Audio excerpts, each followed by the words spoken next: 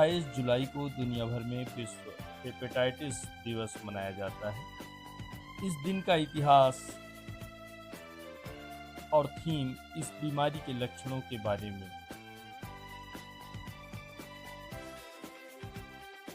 हमारे शरीर का सबसे अहम अंग लीवर है। लीवर के जरिए ही शरीर में मौजूद विषाक्त पदार्थों को बाहर निकालने में मदद मिलती है, लेकिन कई बार विभिन्न कारणों से लीवर सही तरीके से काम नहीं करता और हेपेटाइटिस जैसी गंभीर बीमारी हमें घेर लेती है। हेपेटाइटिस के प्रति लोगों को जागरूक करने के लिए हर साल 28 जुलाई को विश्व हेपेटाइटिस वर्ल्ड हेपेटाइटिस डे मनाया जाता है। हेपेटाइटिस होने पर व्यक्ति के लीवर में सूजन आ जाता है और खाना पचाने में भी परेशानियों का सामना करना पड़ता है।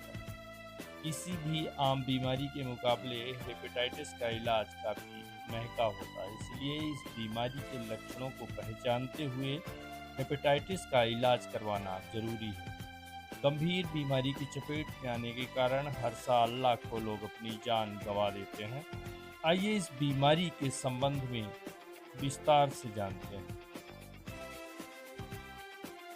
हेपेटाइटिस बी और सी, अगर वो उसकी क्रॉनिसिटी को देखा जाए तो उस क्रॉनिसिटी में दो इम्पोर्टेंट डिसीज जो हम लोग वार्डों में ट्रीट कर रहे हैं, एक तो सिरोसिस ऑफ लिवर। तो हेपेटाइटिस बी का तो यूजुअली लाइफ लॉन्ग ट्रीटमेंट चलता है और हेपेटाइटिस सी फॉर्चुनेटली एक अच्छी बात है कि 3 से 6 महीने में पूरी तरह से ठीक हो जाती है।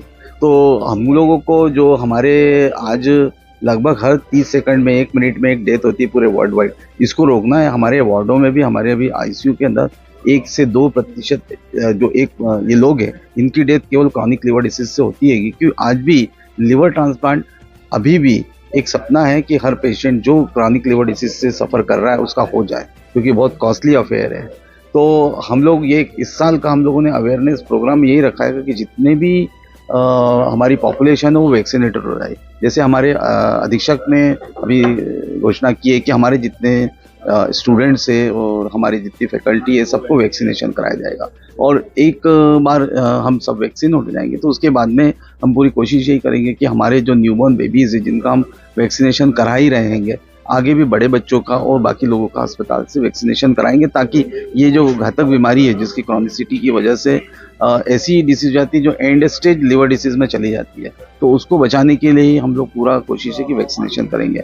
और जिन लोगों को हेपेटाइटिस बी का एक्सपोजर हो जाता है, तो आज हम लोगों ने नर्सेज में भी जो सबसे ज़्यादा संभावना रहती है उन लोगों में भी एक आज प्रोग्राम रखा है और उनको बता दिया कि अगर वैक्सीन आप नहीं लगाएंगे तो कई बार अगर एक्सपोजर हो गया तो रिस्क रहेगी, और अगर वो वैक्सीन नहीं लगाएं और उनका एक्सपोज हो जाए तो हम लोगों ने व्यवस्था कर रखी है कि एक HbIg मतलब एक इम्यूनोग्लोबिन हम उनको देंगे, जो कि 500 IU यूनिट हम उनको लगाएंगे विदिन 24 to 48 आवर, ताकि वो बच जाए।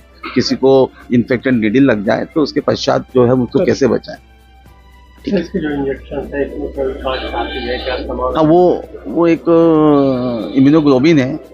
तो हम लोग अभी वर्तमान में हम लोगों को जो नेशनल वायरल प्रोग्राम है उसके अंतर्गत में जिला अस्पताल से कुछ प्राप्त हो रहा है, और अब आगे भी कोशिश करेंगे कि अधिक से अधिक मात्रा में हम लोग अधीक्षक के द्वारा, डीन के द्वारा प्राप्त करके जब भी ऐसी कोई बच्चों को या इसमें बीमारी होती है तो हम उसको वैक्सीनेट कर पाएँ। सर, इस बीमारी की छुआछूत नहीं, इसका कोई टच करने से इससे नहीं होती है। कि इसका जो मोड ऑफ ट्रांसमिशन जो हम लोगों को वार्डों में देखने को मिलता है वो परक्यूटेनियस एक्सपोजर है और मदर से बच्चे को आने की संभावना रहती है। इसलिए जैसे ही बच्चा होता है हम उनको HbIg से इम्यूनोग्लोबिन देते हैं, ताकि उसको माँ से जो उसको आ गया है वो ना हो पाए। हर वर्ष हेपेटाइटिस बी डे मनाया जाता है। उसी उपलक्ष्य में ये श्यामशाह मेडिकल कॉलेज में जो हमारी टीम है डॉक्टर मनोज इंदुरकर जी के मार्गदर्शन में, जो आज और डॉक्टर निगम हैं, डॉक्टर बालेन हैं, जो हमारे नोडल्स हैं, हमारी जो टीम है, छात्र हैं, सभी ने,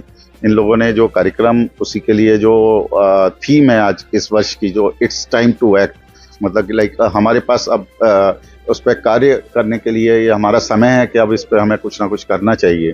तो उसी पे आयोजित की गई थी, जिसमें डॉक्टर निगम ने, हमारे जो प्राध्यापक हैं, इन्होंने एक हेपेटाइटिस बी के उपलक्ष्य में एक जानकारी, एक लेक्चर और सबको जानकारी पीपीटी के माध्यम से सबको अवेयर कराया, क्या क्या सावधानी बरतनी चाहिए, वैक्सीनेशन करना चाहिए, क्या ट्रीटमेंट है, क्या इलाज है और इसके क्या क्या नुकसान हो सकते हैं, और ये सारी चीज़ें उन्होंने बताई।